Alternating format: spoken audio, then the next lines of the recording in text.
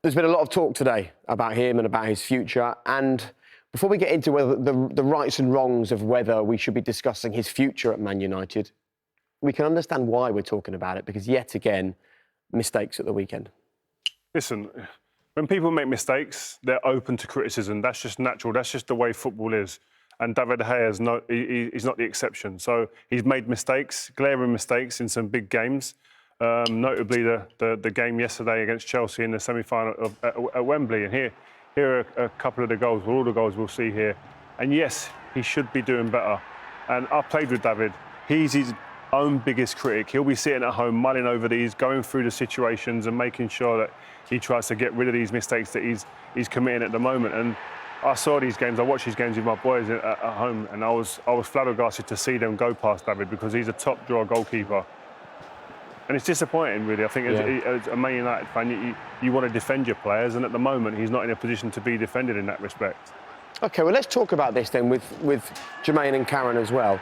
Look, Jermaine, Karen, you can struggle and you can have a slight loss of form and you can have a few issues without needing to be replaced at Manchester United. And it almost feels like no one's thought about that. It's almost like, right, he's struggling a bit, Man United have to bring in another goalkeeper. Is that really what we're talking about here? It's not what I would do if I was Ollie. I think all you need to do is go over Manchester United's history with goalkeepers and how much they've struggled since Schmeichel, and probably the last one, the next one after that, Rio would agree, would probably be Van der Sar. Are the two goalkeepers that you looked at and when they feel comfortable and they look comfortable wearing holding the weight, I would say, actually, of the Manchester United #1 jersey. And David De Gea was one of those goalkeepers that came in and managed to do that.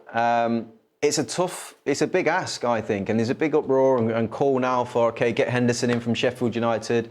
Yes, he's very talented.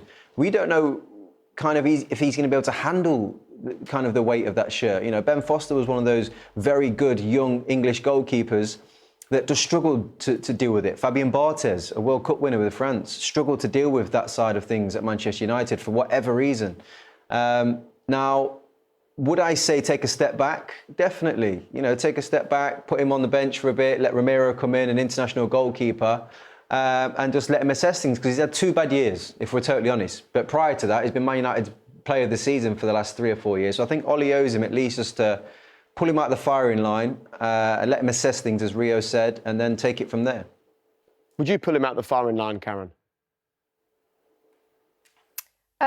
I think I would at this moment in time, just give him a respite. I agree with JJ. I think since the 2018 World Cup, he's kind of took a confidence hit and he hasn't got that presence that a Manchester United goalkeeper needs and has to have. And he's made some key errors and you can't afford to do that. And he cost them yesterday. And fair play to Ollie, he's come out and backed him. And I like that about him. He's come and supported the player. But at some point, he's got to repay the manager's faith.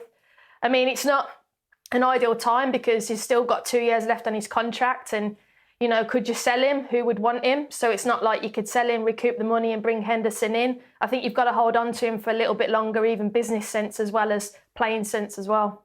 Look, we've got the stats on the screen there. I mean, the only one that really jumps out as being markedly different is errors leading to goals, OK? And so you look at that and you go, right, 3 errors leading to goals. Well, that's obviously high. Well, it's the same as Ederson. I don't hear people talking about whether Ederson should be playing for Manchester City. Yeah, and Ederson's in a team that are doing different things. They've won 8 of the last 10 domestic trophies. So some of your mistakes you kind of get plastered over. They go missing. They go by the wayside. But listen, is David De Gea, has he been making mistakes? Yes, he has made mistakes. Is he low on confidence? Yes, he is low on confidence. But has he got the character to come back? Has he proved his character in years gone by? Yes, he has. When he came to Manchester United, he was a 19-year-old. He was question marked straight away over, is he good enough? Is he too slim? Is he too frail?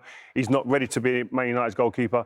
He dispelled all those things that we've been said about him through character, hard work, determination, and above anything else, quality.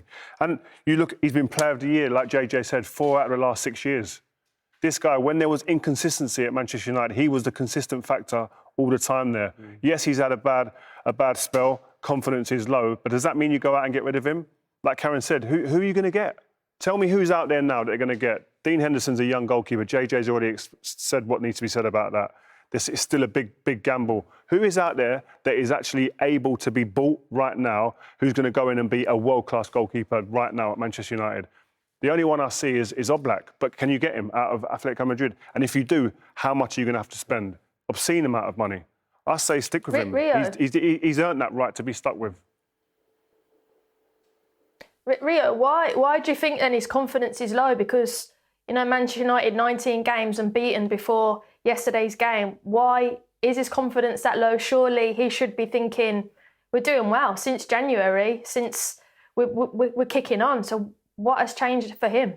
I think he's had lapses in concentration. And I think no matter how well your team's doing, if you still made mistakes during them periods at given times, you as an individual still have that element of uncertainty in certain situations. And no matter how good you are, we've all been playing at the top of our game at periods where it all seems bliss, nothing can go wrong. And you're international players playing at your big clubs. But when there's a moment in your career, and we've all been there, that confidence just drops a little bit. Don't matter who you are, what level you've played at, you feel the pressure differently. You feel the pressure like any man would who'd be thrown into the fire from obscurity.